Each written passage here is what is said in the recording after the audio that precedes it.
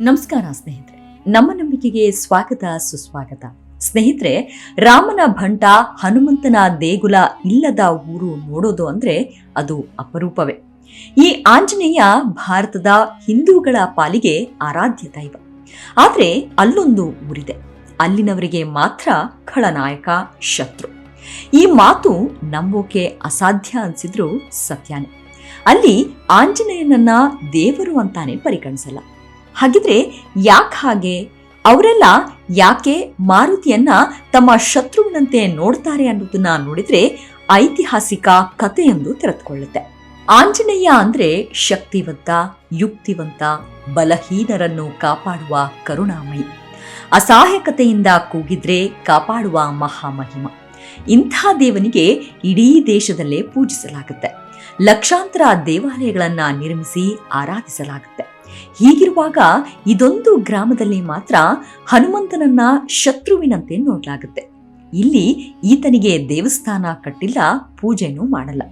ಹನುಮಂತ ಅನ್ನೋ ಹೆಸರನ್ನು ಕೂಡ ಯಾರೂ ಹೇಳಲ್ಲ. ಒಂದ್ ವೇಳೆ ಮಾರುತಿಯನ್ನ ಪೂಜಿಸಿದ್ರೆ ಆ ಹೆಸರನ್ನ ಕರೀದ್ರೆ ಮುಗಿತು, ಅವರಿಗೇನಾದ್ರೂ ಒಂದು ಅವಘಡ ಸಂಭವಿಸಿ ಬಿಡುತ್ತಂತೆ. ನಾವಿಲ್ಲಿ ಹೇಳ್ತಾ ಇರೋದು ಅಕ್ಷರಶಃ ಸತ್ಯ. ನೀವು ಇಲ್ಲಿ ಆಂಜನೇಯನನ್ನ ಪೂಜಿಸುವ ಹಾಗಿಲ್ಲ. ಆಂಜನೇಯನಿಗೆ ಸಂಬಂಧಿಸಿದ ಯಾವ ಆಚರಣೆಗಳನ್ನು ಮಾಡುವಂತಿಲ್ಲ.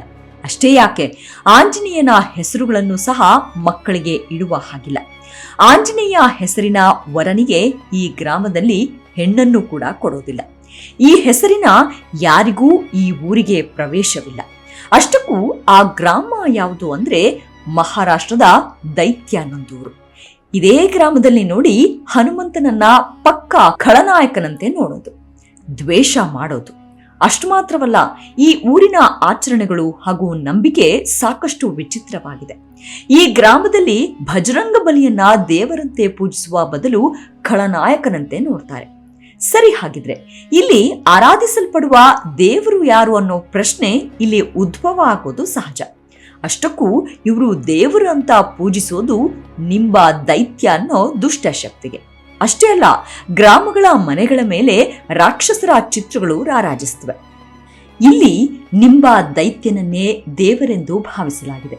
ಇಲ್ಲಿ ನಾವು ಮೊದಲೇ ಹೇಳಿದಂತೆ ಆಂಜನೇಯನ ಹೆಸರಿನ ಯಾರೇ ಇಲ್ಲಿಗೆ ಪ್ರವೇಶ ಮಾಡಿದ್ರೂ ಅವರಿಗೆ ಅಪಾಯ ಕಟ್ಟಿಟ್ಟ ಬುತ್ತಿಯಂತೆ. ಇದರಿಂದಲೇ ಆಂಜನೇಯನ ಹೆಸರಿಗೆ ಸಂಬಂಧಿಸಿದ ಯಾವುದೇ ವ್ಯಕ್ತಿಗಳು ಇಲ್ಲಿಗೆ ಬರಲ್ಲ. ಇದು ನಿಜ ಕೂಡ. ಒಂದೆರಡು ಬಾರಿ ಈ ಹೆಸರಿನ ವ್ಯಕ್ತಿಗಳು ಗ್ರಾಮ ಪ್ರವೇಶ ಮಾಡಿ ಆಪತ್ತು ತಂದ್ಕೊಂಡಿದ್ದು ಇದೆ ಅಂತೆ. ಇದರಿಂದ ಆಂಜನೇಯನ ಹೆಸರಿನವರು ಈ ಊರು ಕಡೆ ತಲೆ ಹಾಕಿಯೂ ಮಲ್ಕೋತಿಲ್ವಂತೆ. ಇದು ಸುಮ್ಮನೆ ಹೇಳೋ ಮಾತಲ್ಲ. ಒಮ್ಮೆ ಏನಾಯ್ತು ಅಂದ್ರೆ, ಹನುಮಾನ್ ಅನ್ನೋ ಹೆಸರಿನ ಒಬ್ಬ ಹುಡುಗ ಇಲ್ಲಿಗೆ ಕೆಲ್ಸಕ್ಕೆ ಅಂತ ಬಂದು ಸೇರ್ಕೊಂಡಿದ್ದಂತೆ. ಸ್ವಲ್ಪ ದಿನಗಳ ಕಾಲ ಈತನಿಗೆ ಏನೂ ಆಗಿರ್ಲಿಲ್ವಂತೆ. ಆದ್ರೆ ಅದೊಂದು ದಿನ ನೀರು ತರುತ್ತೇನೆ ಅಂತ ಹೋದವನು ಎಷ್ಟೇ ಹೊತ್ತಾದ್ರೂ ಬರ್ಲಿಲ್ವಂತೆ. ಇದರಿಂದ ಗಾಬರಿಯಾದ ಸ್ನೇಹಿತರು ಹುಡುಕಿಕೊಂಡು ಹೋಗ್ತಾರೆ. ಹಾಗೆ ಹೋದವರು ಒಂದು ಕಡೆ ನಿಂತು ಹನುಮ ಅಂತ ಕೂಗ್ತಾರೆ. ಅಷ್ಟೇ, ಅತ್ತ ಹನುಮ ಹೂ ಅಂತ ಹೇಳ್ತಾನೆ. ಅಷ್ಟೇ, ಅಷ್ಟರಲ್ಲೇ ಆತನ ಮೇಲೊಂದು ಪ್ರಭಾವಳಿ ಹಾದು ಹೋಗುತ್ತೆ. ಆತ ಇದ್ದಕ್ಕಿದ್ದಂತೆ ಗಾಳಿಯಲ್ಲಿ ತೇಲಾಡಿ ಕೆಳಗೆ ಬಿದ್ದು ಬಿಟ್ಟ. ಅದಾಗಿದ್ದೇ ಆತ ವಿಚಿತ್ರವಾಗಿ ಆಡೋಕೆ ಶುರು ಮಾಡ್ತಾನೆ. ಇತ್ತ ಹನುಮ ಈ ರೀತಿ ಆಡೋದನ್ನ ನೋಡಿ ಗ್ರಾಮಸ್ಥರು ಬೆಚ್ಚಿ ಬಿದ್ರು. ಆತನನ್ನ ಊರಿನ ಅರ್ಚಕರ ಬಳಿ ಕರೆದೊಯ್ದ್ರು. ಈತನನ್ನ ನೋಡಿದ ಅರ್ಚಕರು ಹನುಮಂತನ ಹೆಸರನ್ನ ಲಕ್ಷ್ಮಣ ಅಂತ ಬದಲಿಸಲು ಸಲಹೆ ನೀಡಿದ್ರು. ಊರಿನವರು ಕೂಡ ಹಾಗೆ ಮಾಡಿದ್ರು. ಇದಾಗಿದ್ದೇ ತಡ ಹನುಮಂತನ ವರ್ತನೆ ನಿಧಾನವಾಗಿ ಬದಲಾಗಿ ಆತ ಮೊದಲಿನಂತೆ ಆಗ್ಬಿಟ್ಟ. ಇನ್ನು ಇವತ್ತಿಗೂ ಆಂಜನೇಯನ ಹೆಸರಿಗೆ ಸಂಬಂಧಿಸಿದ ಯಾವುದೇ ವ್ಯಕ್ತಿಗಳು ಈ ಊರಿಗೆ ಕಾಲಿಟ್ಟಿಲ್ಲ. ಇಲ್ಲಿ ಇನ್ನೂ ಒಂದು ವಿಷಯವನ್ನ ಹೇಳಲೇಬೇಕು. ಈ ಗ್ರಾಮಕ್ಕೆ ಹನುಮಂತನ ಹೆಸರಿನವರು ಬಂದ್ರೆ ತೊಂದರೆ ಆಗುತ್ತೆ ಅನ್ನೋದು ಮಾತ್ರವಲ್ಲ, ಮಾರುತಿ ಕಂಪನಿಗೆ ಸೇರಿದ ಯಾವುದೇ ವಾಹನ ಪ್ರವೇಶ ಮಾಡಿದ್ರೂ ಅದು ಅಪಾಯ ಅನ್ನೋದ್ರಲ್ಲಿ ಎರಡು ಮಾತಿಲ್ಲ. ಇದರ ಬಗ್ಗೆ ಹೇಳಬೇಕು ಅಂದ್ರೆ, ಇಲ್ಲೊಬ್ರು ವೈದ್ಯರು ಕ್ಲಿನಿಕ್ ಅನ್ನ ಆರಂಭ ಮಾಡಿದ್ರು. ಈ ಊರು ಹಾಗೂ ಸುತ್ತಮುತ್ತಲ ಗ್ರಾಮಗಳಿಂದ ರೋಗಿಗಳು ಇವರ ಆಸ್ಪತ್ರೆಗೆ ಬರೋಕೆ ಶುರು ಮಾಡಿದ್ರು. ಆದ್ರೆ ಮುಂದೆ ಡಾಕ್ಟರ್ ಏನ್ ಮಾಡಿದ್ರು ಅಂದ್ರೆ, ಒಂದು ಮಾರುತಿ 800 ಕಾರನ್ನ ಖರೀದಿ ಮಾಡಿ ಊರಿಗೆ ತಂದ್ರು. ಅಲ್ಲಿಗೆ ಶುರುವಾಯ್ತು ಇವರಿಗೆ ಕಾಟ. ಇದ್ದಕ್ಕಿದ್ದಂತೆ ಒಂದಲ್ಲ ಒಂದು ತೊಂದರೆಯನ್ನ ಇವರು ಅನುಭವಿಸೋಕೆ ಶುರು ಮಾಡಿದ್ರು. ಜೊತೆಗೆ ಕ್ಲಿನಿಕ್ಗೆ ಬರೋರ ಸಂಖ್ಯೆ ಕೂಡ ಕಡಿಮೆ ಆಯ್ತು. ಯಾಕೆ ಹೀಗಾಯ್ತು ಅಂತ ಯೋಚನೆ ಮಾಡಿದ ಇವರಿಗೆ ತಾವು ತಂದಿರೋ ಮಾರುತಿ 800 ಕಾರಿನಿಂದ ಹೀಗಾಗಿರಬಹುದು ಅನಿಸ್ತು. ಕೂಡ್ಲೆ ಅವರು ಈ ಕಾರನ್ನ ಮಾರಿ ಬೇರೆ ಕಂಪನಿಯ ಕಾರನ್ನ ಖರೀದಿಸಿ ತಂದ್ರು. ಅಲ್ಲಿಂದ ಇವರ ಕ್ಲಿನಿಕ್ಗೆ ಎಂದಿನಂತೆ ಜನ ಬರೋಕೆ ಶುರು ಮಾಡಿದ್ರು. ಇನ್ನು ಇದೇ ರೀತಿ ಇಲ್ಲಿನ ದೇಗುಲದ ಟ್ರಸ್ಟಿಯೊಬ್ರು ಕೂಡ ಮಾರುತಿ ಕಾರನ್ನ ಖರೀದಿ ಮಾಡಿ ತಂದಿದ್ರು. ಆದ್ರೆ ಅಂದು ರಾತ್ರಿ ಅವರು ಮಲಗಿದ್ದಾಗ ದೇವರು ಬಂದು ಈ ಊರಿಗೆ ಆಗ್ಬಾರ್ದವರ ಹೆಸರಿನ ವಸ್ತುವನ್ನ ಯಾಕೆ ತಂದೆ ಅಂತ ಪ್ರಶ್ನೆ ಮಾಡಿದ್ರಂತೆ. ಈ ಕನಸು ಬಿದ್ದಿದ್ದೇ ಬೆಚ್ಚಿ ಬಿದ್ದ ಅವರು ಆ ಕಾರನ್ನ ಮಾರಿಬಿಟ್ರಂತೆ. ಅಲ್ಲದೆ ಯಾರು ಇನ್ನು ಮುಂದೆ ಇಂಥ ತಪ್ಪನ್ನ ಮಾಡದಂತೆ ಆದೇಶ ಹೊರಡಿಸಿದ್ರಂತೆ. ಅಂದಿನಿಂದ ಇವತ್ತಿನವರೆಗೂ ಅದು ಇನ್ನೂ ನಡೆದುಕೊಂಡು ಬಂದಿದೆ. ಇನ್ನು ಮತ್ತೊಂದು ಸಂದರ್ಭದಲ್ಲಿ ಒಂದು ಜಮೀನಿನಲ್ಲಿ ಟ್ರ್ಯಾಕ್ಟರ್ ಹೂತು ನಿಂತ್ಕೊಂಡು ಬಿಡುತ್ತೆ. ಎಷ್ಟೇ ಪ್ರಯತ್ನ ಮಾಡಿದ್ರು, ಎಷ್ಟೇ ಜನ ಎಳೆದ್ರು ಟ್ರ್ಯಾಕ್ಟರ್ ಮುಂದೆ ಸಾಕೋದೇ ಇಲ್ಲ. ಈ ವೇಳೆ ಏನಾಯ್ತು ಅಂತ ನೋಡಿದ್ರೆ ಟ್ರ್ಯಾಕ್ಟರ್ನ ಮುಂದೆ ಚಿಕ್ಕದೊಂದು ಆಂಜನೇಯನ ಮೂರ್ತಿ ಇರುತ್ತೆ. ಅದನ್ನ ತೆಗೆದು ಪಕ್ಕಕ್ಕೆ ಇಟ್ಟ ಕೂಡಲೇ ಟ್ರ್ಯಾಕ್ಟರ್ ಸುಲಭವಾಗಿ ಮುಂದಕ್ಕೆ ಸಾಗುತ್ತೆ. ಸರಿ, ಹಾಗಿದ್ರೆ ಇಲ್ಲಿ ಹನುಮಂತನ ಪೂಜೆ ಯಾಕೆ ನಿಷೇಧ ಅನ್ನೋದನ್ನ ಈಗ ನೋಡೋಣ. ಇದನ್ನ ತಿಳ್ಕೊಳ್ಬೇಕು ಅಂದ್ರೆ ರಾಮಾಯಣದ ಕಾಲಕ್ಕೆ ಹೋಗ್ಬೇಕು. ಅದೇನು ಅಂದ್ರೆ ರಾವಣ ಸೀತೆಯನ್ನ ಅಪಹರಿಸಿಕೊಂಡು ಹೋದ ಬಳಿಕ ಶ್ರೀರಾಮ ಸೀತೆಯನ್ನ ಹುಡುಕಿಕೊಂಡು ಹೋಗುವಾಗ ಇಲ್ಲಿ ಪೂಜಿಸಲ್ಪಡುವ ನಿಂಬ ರಾಕ್ಷಸ ರಾಮನಿಗೆ ಎದುರಾದಂತೆ. ಆದ್ರೆ ತಾನು ರಾಕ್ಷಸನಾಗಿದ್ರು ರಾಮನನ್ನ ಕಂಡ ಕೂಡಲೇ ಶಿರವಾಗಿ ನಮಿಸಿ ಆತಿಥ್ಯ ನೀಡಿ ಗೌರವಿಸಿದ್ನಂತೆ. ಆದ್ರೆ ಮುಂದೆ ಆಗಿದ್ದೇ ಬೇರೆ. ಇಲ್ಲಿ ನಿಂಬ ರಾಮನ ಭಕ್ತನಾಗಿದ್ರು ಆಂಜನೇಯನ ಜೊತೆ ಯುದ್ಧ ಮಾಡುವ ಸಂದರ್ಭ ಎದುರಾಗುತ್ತೆ.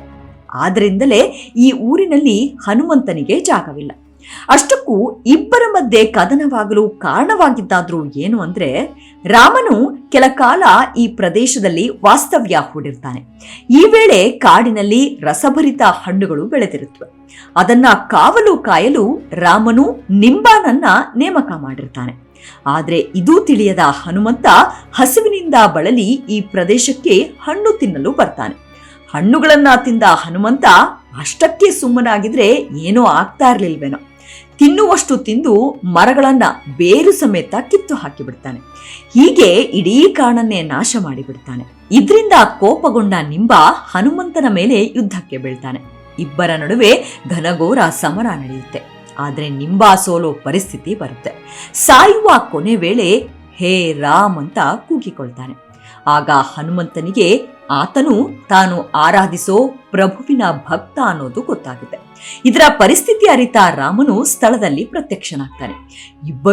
ಇಬ್ಬರನ್ನು ಸಮಾಧಾನ ಮಾಡ್ತಾನೆ. ಅಷ್ಟೇ ಅಲ್ಲ, ಈ ಹಿಂದೆ ರಾಮ ಊರಿಗೊಂದು ಹನುಮಂತನ ಗುಡಿ ಇರಬೇಕು ಅಂತ ತಾನು ಮಾಡಿರೋ ನಿಯಮದ ಬಗ್ಗೆ ಹೇಳ್ತಾನೆ.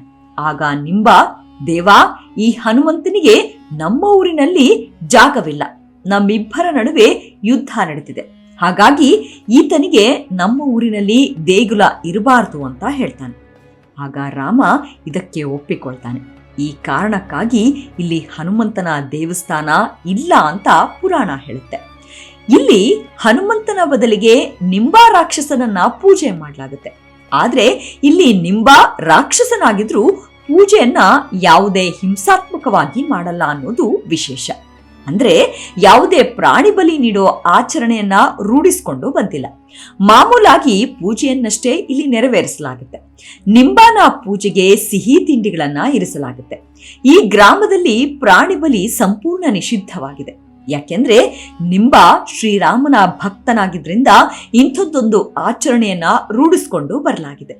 ಇನ್ನು ಇಲ್ಲಿನ ಮತ್ತೊಂದು ವಿಶೇಷತೆ ಬಗ್ಗೆ ಹೇಳಲೇಬೇಕು. ಇಲ್ಲಿ ಬಹುತೇಕ ಯುವಕರು ಭಾರತೀಯ ಸೇನೆಯಲ್ಲಿ ಸೇವೆ ಸಲ್ಲಿಸ್ತಾ ಇದ್ದಾರೆ. ಇನ್ನು ಈ ಊರಿನಿಂದ ಯಾರಾದ್ರೂ ಬೇರೆ ಊರಿಗೆ ಕೆಲಸಕ್ಕೆಂದು ಹೋದ್ರೆ ನಿಂಬಾನ ಫೋಟೋವನ್ನ ತಮ್ಮ ಜೊತೆಗೆ ತೆಗೆದುಕೊಂಡು ಹೋಗ್ತಾರೆ.